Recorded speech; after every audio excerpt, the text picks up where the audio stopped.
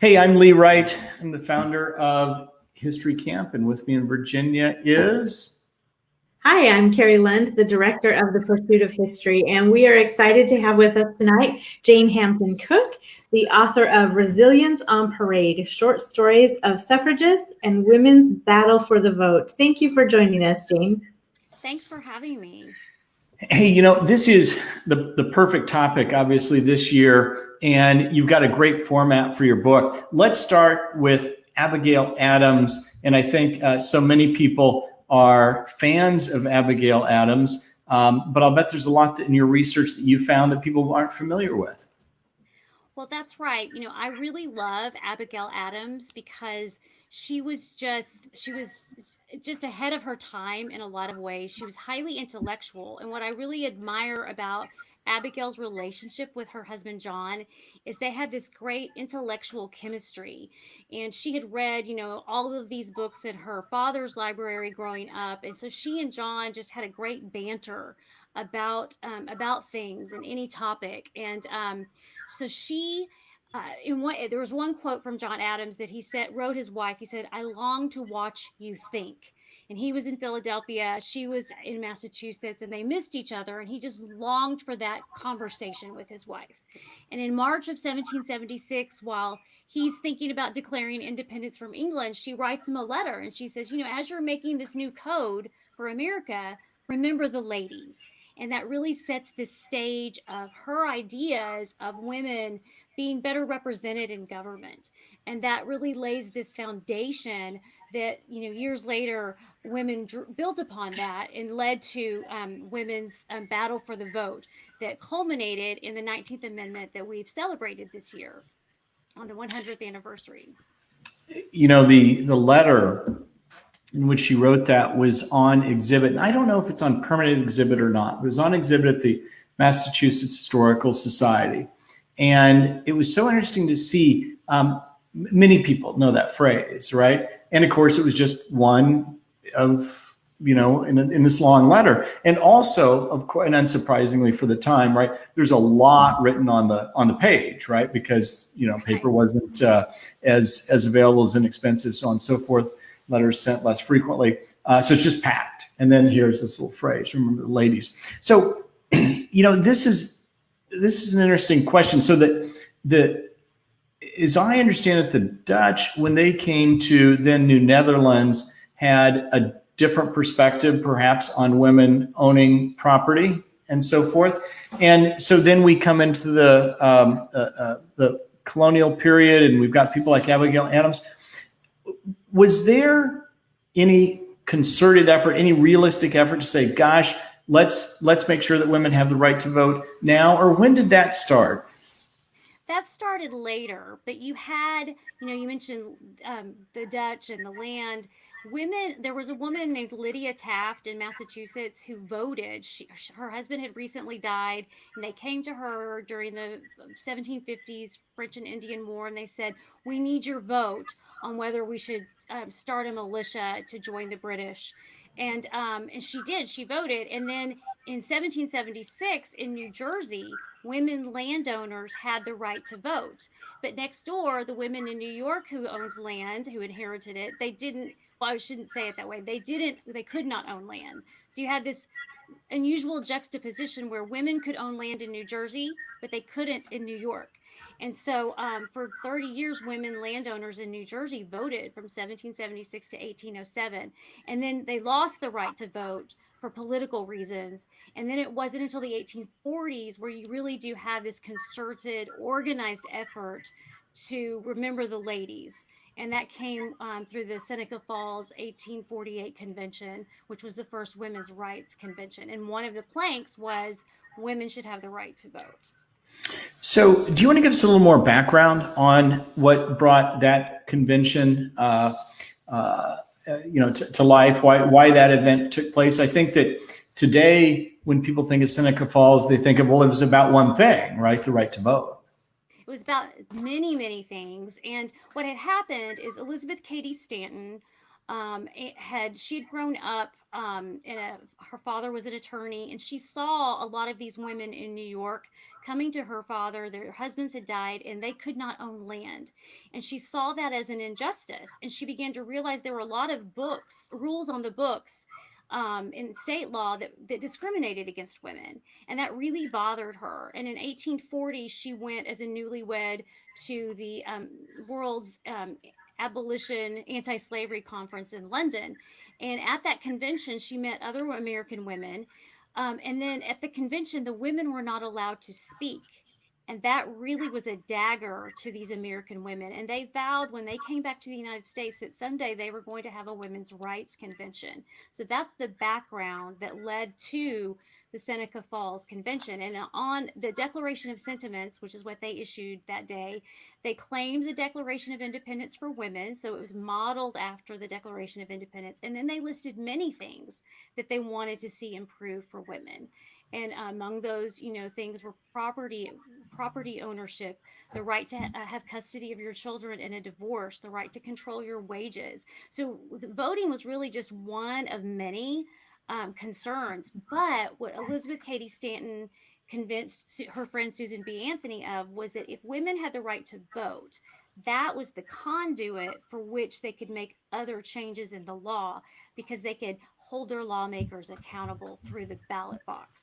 And so you're right, the Seneca Falls was about a lot of different things, but voting became the issue that women rallied around, that united women in the decades after that. So we talked a little bit about Abigail Adams, and you described the importance of her father's library and her devotion to reading and learning through that library. Tell us a little more about Elizabeth Cady Stanton, and her background. Was there formal education? You said that she had was inspired or motivated in part by what she saw happening every day in her father's law office. That's true. So, women learned to read the Bible during Abigail Adams' time, but they did not have the formal education. So you fast forward to Elizabeth Cady Stanton in the 1820s, and she's going to school with boys. And her older brother died, and there were just she and her sisters were left. And her father often told Elizabeth Cady Stanton that he wished she had been a boy. And so she decided she was going to do everything she could to earn her father's love. She's going to horseback ride like a boy. She's going to excel academically at school like the boys.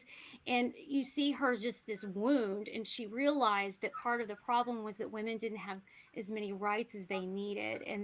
But it was that education. When she saw that she was going to school with boys, but when it was time for college, the girls went to finishing school and the boys got to go off to the local college. And so she saw that inequity. But by this time, women had received, that basic education that Abigail Adams' generation didn't have. And so education, I think, played a big role in their realization that, hey, we want, the American dream to apply to us, and to have those same rights and responsibilities to pursue life, liberty, and the pursuit of happiness. So help me with the timeline here. And I should know this, especially given the year it is. Wyoming was the first state to allow women the right to vote in all elections. Is that correct? That's true. And that was in, I believe, 1869. So that was post Civil War. And yes. So in pre-Civil War, Elizabeth Cady Stanton, Susan B. Anthony, and others held conventions in that decade leading to the Civil War. And there was really a lot of momentum for suffrage before the Civil War. And then, but then they were asked to step back and just focus exclusively on abolition, because they were all abolitionists too. And they gathered up to 400,000 signatures, petitions, calling for the abolishment of slavery. That was Susan B. Anthony, Elizabeth Cady Stanton, and others.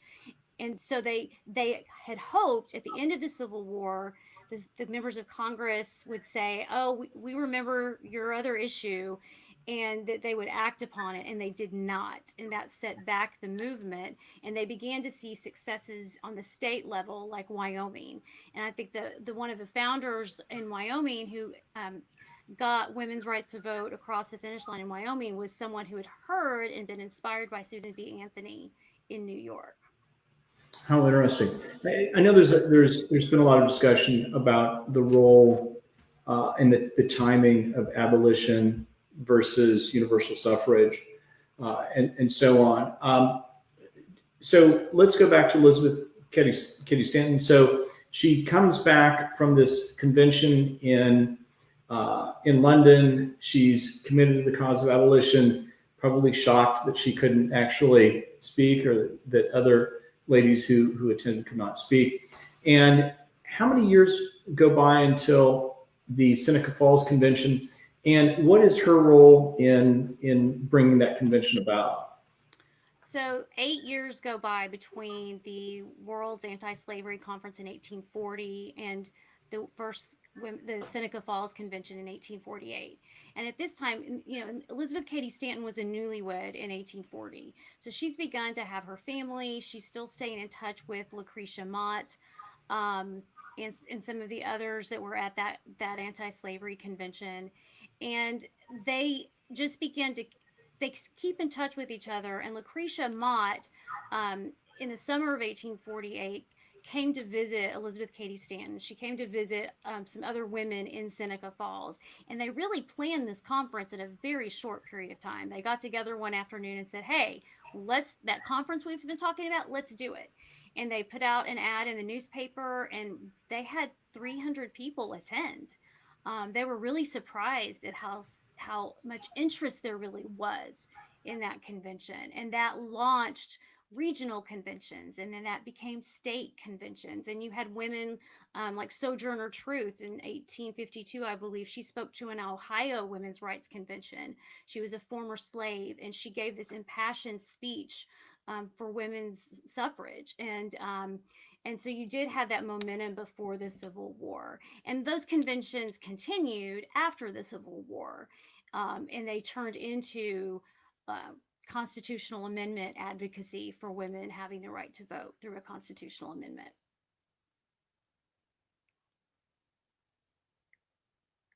As I'm not sure, I can't hear you. There we go. Uh-oh. Your mic is muted.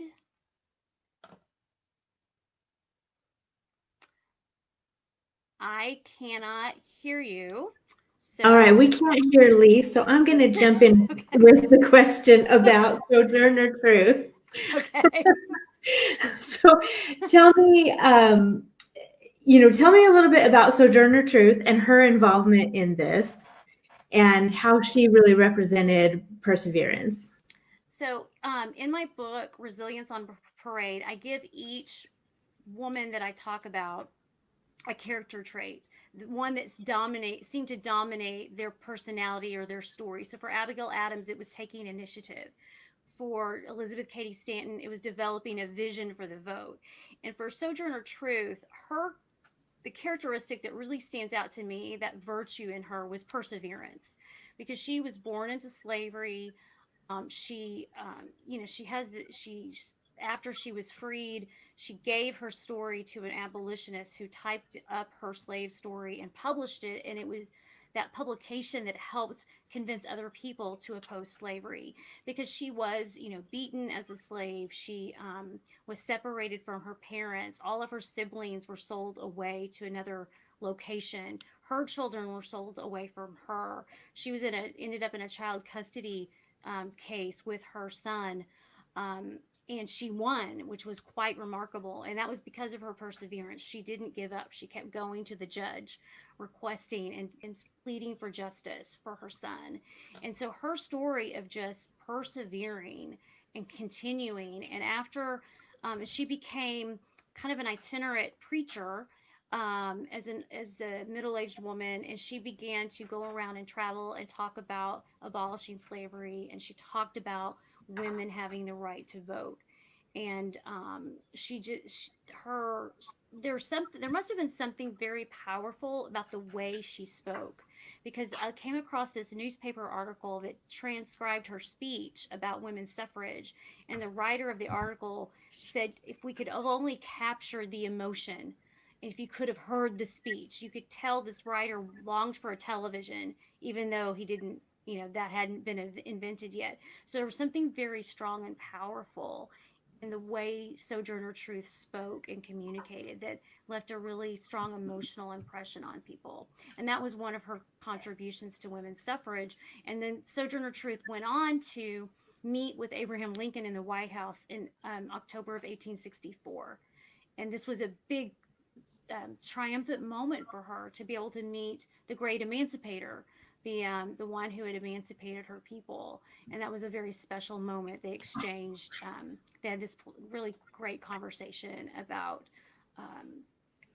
freeing the slaves, and he signed a book for her, and it made the newspapers. Her meeting with him, so. Sojourner Truth just lived this life of perseverance, and that's a quality we all need today, right? We may not have the same story, but we all persevere. We're having to persevere through COVID-19 and other things in our country. And so that's a great quality that Sojourner Truth demonstrated that we can cling to today.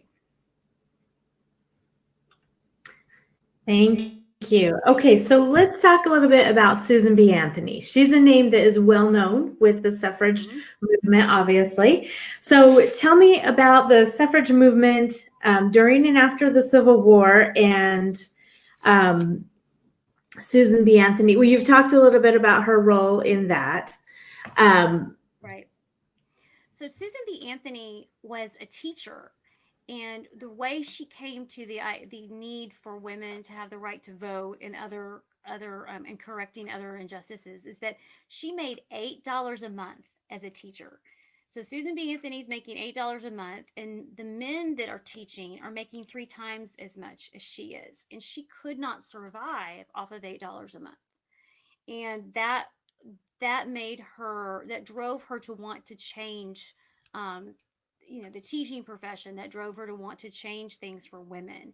And so she did launch with Susan B. Anthony these conferences before the Civil War, and she became a speaker. And she and Susan and Elizabeth Cady Stanton were a great tag team.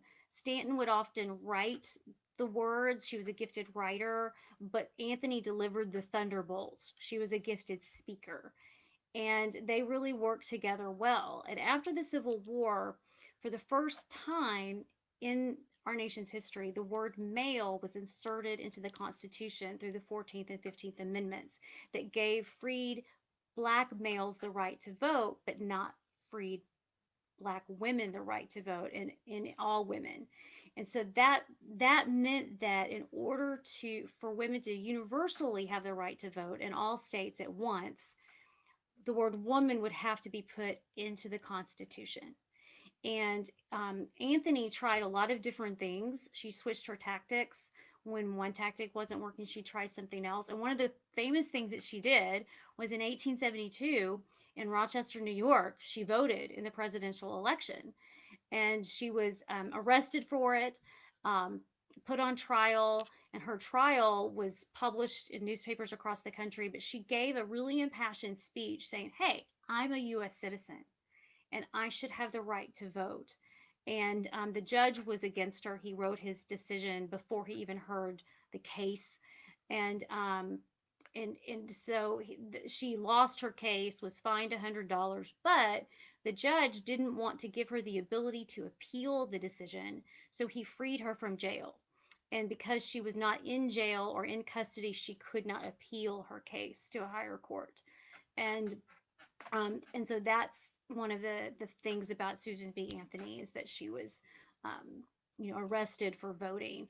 But after that, she continued, and she and Elizabeth Cady Stanton spent the rest of their lives calling for a constitutional amendment. They were lobbying for the 16th Amendment. And you can read in the newspapers, you can see how they were made fun of, teased. They really weren't taken seriously. Even when they met with the President of the United States, there was sort of this tone of humor, not really serious consideration.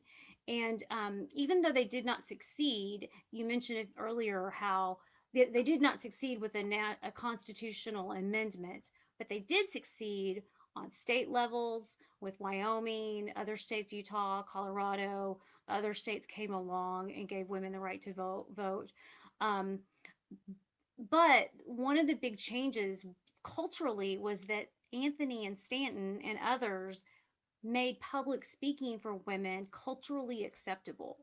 Because in 1840, it was not culturally acceptable for a woman to speak in public. And then by the 1870s and 80s, you have Stanton and Anthony speaking, and they are accepted as speakers. And that so there were cultural changes, and there were changes to the law. Women were, were given the ability to own land in New York, for example. So there were changes. They just didn't get the constitutional amendment across the finish line. But Anthony, her she kind of became the face of the movement. Her picture was in newspapers.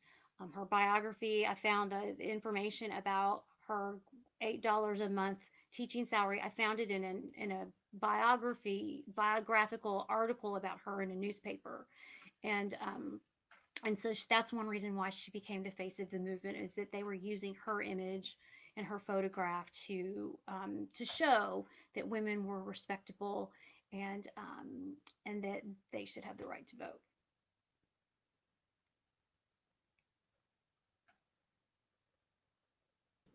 Okay, so let's talk about Ida B. Wells Barnett. And tell me a little bit about her. Well, Ida B. Wells Barnett is the reason why the book is called Resilience on Parade. That's the name of the chapter about Ida. And what I love about Ida B. Wells is that she was tenacious and she was resilient. She was born as a slave during the middle of the Civil War. And after the Civil War, she received an education. A lot of the AME church sent missionaries, if you will, into the South, and they started schools for freed slaves. And so she received an education. She became a journalist. She had some friends who were lynched, and so she wrote articles against lynching. And there was an attack on her newspaper office, and so she fled ultimately to Illinois. But she was a well-known voice in this era as a journalist. But by the time you get to 1913, Susan B. Anthony, Elizabeth Cady Stanton have passed away, and there's a new generation. And Ida is part of this new, exciting generation of women suffragists. And they decide they're going to try something new. They invoke this new strategy of hosting parades for suffrage in different cities across the country. And on March 3rd, 1913, the day before Woodrow Wilson was first inaugurated president, there's this huge parade for women's suffrage in Washington, D.C. And in looking at the order of the parade, it's almost like an unfolding documentary about women's in the United States. It showed women in different roles, as mothers, as college graduates, as labor workers, as professional workers, physicians, that type of thing. And Ida was part of the Illinois delegation. And at the beginning of the parade, she was told she needed to go to the back because she was, a Black American. And so she nods and smiles and says, well, I'm still going to march with the Illinois delegation. And what she did is she stood on the sidewalk, and as the delegation came by, she joined them and marched, arm in arm with the women from Illinois. And in this way, she broke the color barrier. And I she was resilient. She bounced back, and that's what resilience is. It's perseverance on a spring. It's bouncing back, and she certainly showed that. And I wondered, I'd read this story, and I wondered, is this something that was known at the time? And I discovered that the very next day there was a newspaper article about her experience in the parade, and so that was a contemporaneous story. And these suffrage parades did a lot to build the movement. There were 5,000 women that participated in the one in Washington, D.C. There were others in New York. And the purpose of it was to build headlines and to show people across the country the need for a constitutional amendment, because that was the point of those parades. So you have this time period of 1913 to 1916 where you do see a lot of these parades around the country. Okay. Let's talk about Lucy Burns. So she was a suffragist, and they've actually just opened a museum in Lorton, Virginia, the Lucy Burns Museum, that kind of tells the story of the Night of Terror and so forth. So kind of take us through that, her story, and then how we get up to the Night of Terror and what happened there. Sure. So I've been to the Lucy Burns Museum, and it's a great place. It really does show you the story of women's suffrage, and it shows you what the women experienced when they were sent to what was a prison at that location during Lucy's day. So the women begin to meet with Woodrow Wilson, who is the new president, and he acts like he doesn't know much about suffrage in 1913, and they want to educate him on the issue. And at the time, one party controlled the political world in Washington, D.C. The Democrats controlled both houses of Congress and the presidency. So for the women, they developed this party and power strategy. So their goal was to pressure Wilson to use his political capital with Congress to convince them to take up the issue of the amendment. And by this point, it's the 19th Amendment to the Constitution. And Wilson just doesn't want to cooperate. He just does not want to play ball. It's a little bit of a mystery as to why. He doesn't write about it. We don't really know. We know that within 2 years, he's privately supporting suffrage, but he's not publicly embracing it. So what they decide to do is they get frustrated with him that he's ignoring them. And in 1917, after one of the women had died on the campaign trail in 1916 in Nez Mill, Holland. And they go to Wilson, they tell her story, and he still doesn't want to lift a finger to help them, as Elizabeth Cady Stanton's daughter explained. And so they start a new strategy called Silent Sentinels. And you've probably seen the photos of women holding signs in front of the White House. Well, those were the Silent Sentinels, and they were protesting without saying anything. They were simply holding banners.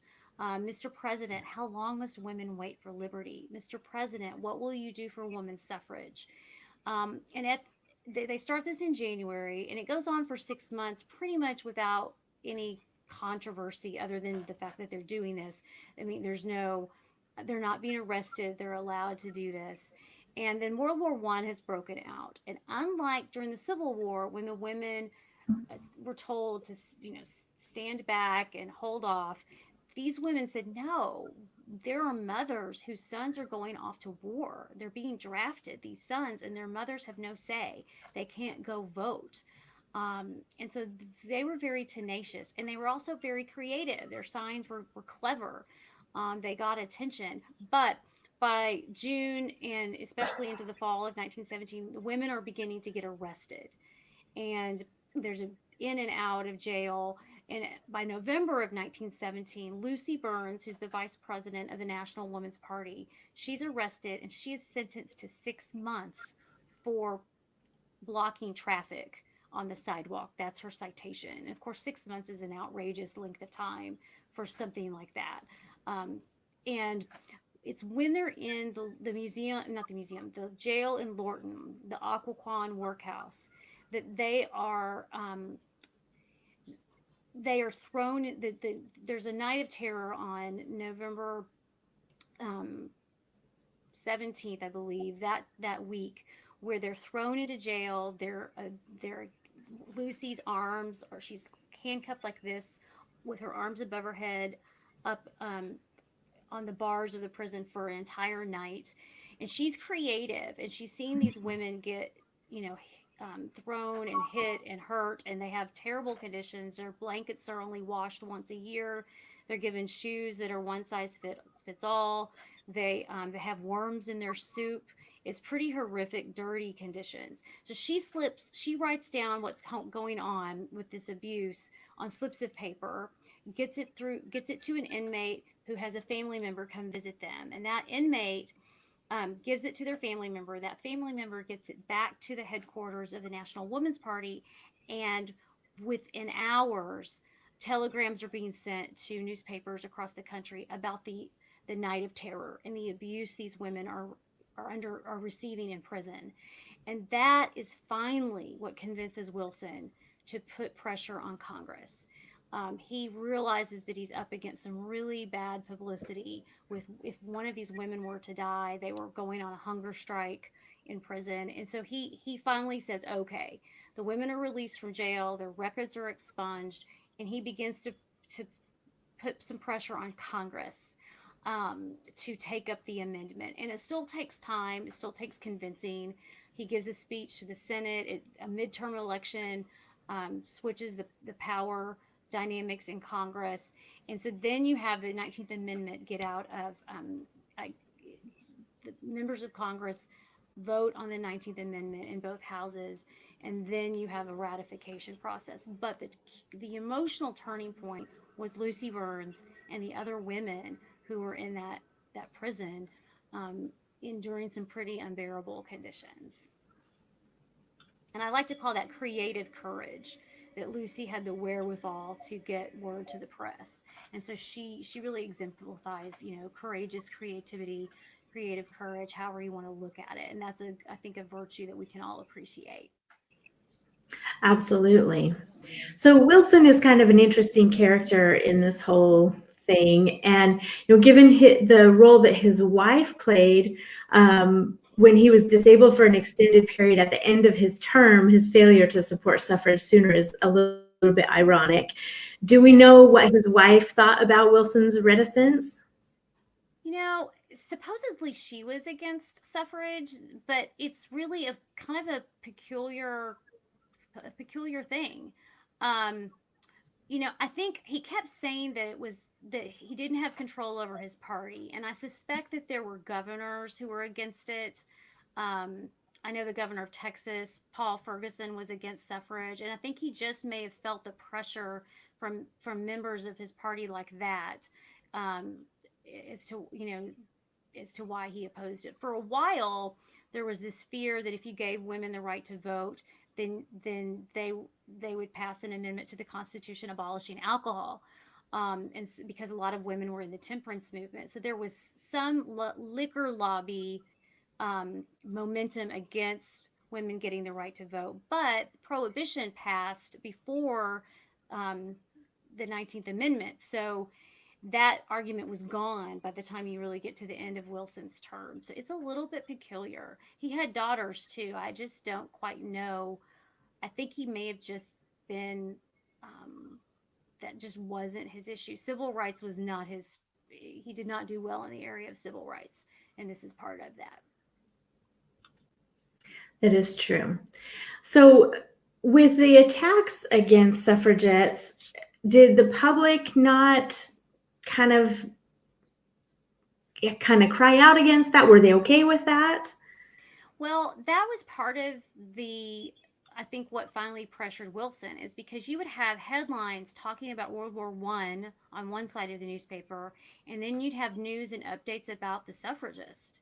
And the reporters, I don't think we would have gotten the 19th Amendment without reporters covering the women fairly. I talked about earlier how Susan B. Anthony was made fun of some in the newspaper.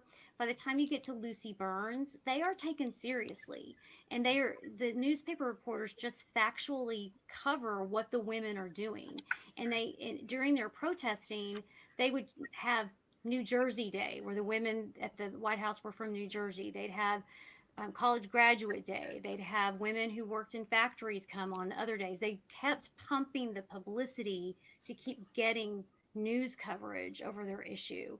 And I think that's partially what changed the opinions of the American people, was this fair and consistent coverage, of the women. What really startled me or surprised me is that the night that they decided that they were going to do the protest, they were going to start the next day.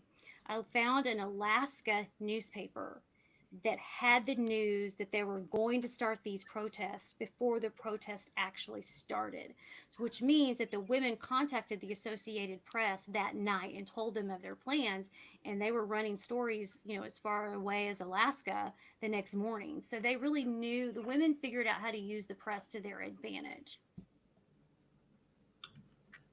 That is interesting. Definitely a key part of that battle. Mhm. All right. So tell us a little bit about Harry T. Byrne, who was a Tennessee legislator. So, when the process of the 19th Amendment goes to the states for ratification, uh, it all came down to the state of Tennessee. And there was a lot of pressure to get this done before the presidential election of 1920, and it came down to Tennessee. Tennessee was then, if Tennessee voted to ratify the amendment, then it would become law. And not only did it come down to one state, it came down to one vote, and that was the vote of Harry T. Byrne. And when in digging into his story, he was a young legislator. He was 23 years old. He was not married. Um, but his political mentor, who was in the state senate in Tennessee, had given this very bitter speech against suffrage, and there was partial voting in for women could vote in the mayor's race in Tennessee, and they had voted against this gentleman who was Harry's mentor, and that's one reason why he opposed women's suffrage. He was just mad that they hadn't voted for him earlier in the local race. So he gave this really bitter speech, and Harry was under all this pressure to vote against the amendment. And so the way they signaled what their vote was going to be is that if you wore a red rose on your lapel, you were against the amendment. If you were for the amendment, you wore a yellow rose. And Harry had a red rose on his lapel the morning of the vote, but he got a letter from his mother. She had heard the speech of his mentor, and she encouraged Harry to vote for the amendment. So Harry decided that if it came down to it and his vote was needed, he was going to vote for the amendment. So they go into the house to vote, and there's a tie vote on a procedural matter, which clued Harry into the fact that his vote mattered, that he needed to change his vote in order for the amendment to pass. So when the roll was called, he changed his vote to an aye, removed the red rose from his lapel, and people were just stunned because they all had him down as a no. And then the women in the gallery, the suffragists, realized that it was going to pass. And it was just this emotional pandemonium. It was like college graduation. People were throwing yellow roses when the vote was finished. And Harry remembered his mother. And what I love about the story of suffrage is that you start with Abigail Adams calling on her husband to remember the ladies, and you end with a gentleman, a young guy, remembering a lady, his mother, the most important woman in his life at the time. And I think that just shows you that that personal relationship is what really made the difference. He wanted his mother to have the right to vote. She was an employer. She could not vote, in all elections, but the people who worked for her could. And that's what I love about the story of Harry Byrne, is just how it all came back to just that idea of what is justice. And he believed that it was just for his mother to have the right to vote. And of course, that vote took place in August 1920, and that's why we've been celebrating the 100th anniversary of the 19th Amendment this year. Thank you. All right, so we have some questions. Carolyn would like to know what the impact was of women's voting before the 19th Amendment. How did the men in those states respond where they were able to vote? I think some of them probably resented it. Then probably as time went on, they were proud of it. And what's interesting about women who could vote in these other states is that part of the strategy of Lucy Burns and the suffragists near the end of the process, they called on the women in the West to vote out any member of Congress who did not support the 19th Amendment, regardless of political party. So they used the leverage of those women who could vote to help give all the other women the right to vote. And, that is, I think, an interesting aspect of those women who could vote. And, there's a statue, I think, in Wyoming, to the first woman who voted there. And so it's an important part of the story are those women who did get the right to vote in those other states. And I'm sure there were men that were happy and men who were not. And then it all ultimately just became normal. Okay. Are there some women that you discovered that have great stories, but that didn't make it into your book? Well, there were a lot there. You read a lot of the books that are out there, and there are a lot of women, thousands of them, um, who played a contribution. And I wanted just to hone in on those whose stories were who fit those virtues, and who I could really tell their point of view, that I had enough information to really tell a start to beginning to end story about that individual person. So I focused on those who had written about their story, and that I could get to original source material about them. So yeah, I talk about Alice Paul, but I don't tell the story from her point of view. I chose to focus on Lucy Burns because fewer people know about Lucy, and I felt like that I was able to include Alice, for example, but the story is more about Lucy's point of view and her experience. Okay. And because the museum is named after Lucy Burns, that was another reason I wanted to highlight Lucy for that reason too. True. So we had an author on a short time ago who was talking about the heroism of female journalists during World War I. And was there a lot of influence from those female journalists on the coverage for suffrage that you're aware of? Yes. So one of the women that I write about in the book is Inez Milholland, and she was a socialite from New York. Her father was a publisher of a newspaper, and she went to law school. She was rejected in going to law school, and that was one of the things that motivated her in the area of women's suffrage. And so she was able to go to another law school, but was initially rejected because she was a woman. And she went to the front lines as a female journalist in World War I. And they didn't let her stay long, but she did go and covered some of the war. And so yes, she saw herself, and the role that she was taking as a journalist was a part of showing the versatility of women, and that was part of her experience. She's the one who died on the campaign trail in 1916, Inez Milholland. She had anemia, and she was traveling by train through some of the mountain states, and the air is thinner, and she just collapsed and never recovered. So.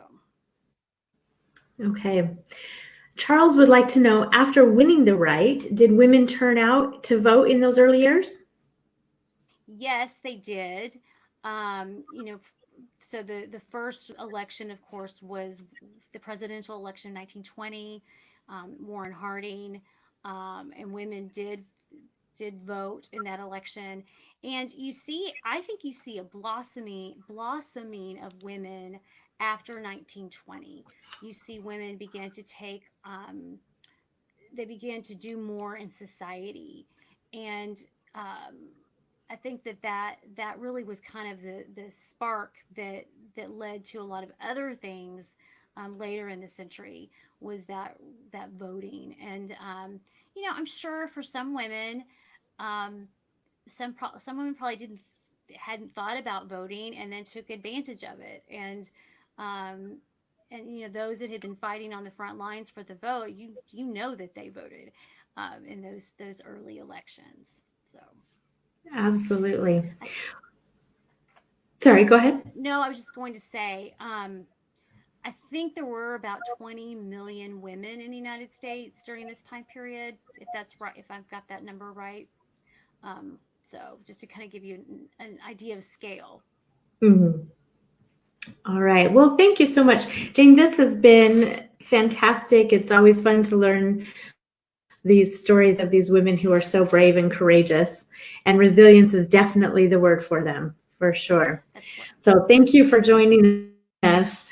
Next week, we are going to have Charles Fishman here. He has written about the Apollo 11 moon landing and the team that works to make that happen. So that's going to be a great story. We hope you will join us then. And we just want to thank everyone for joining us tonight. Have a good night.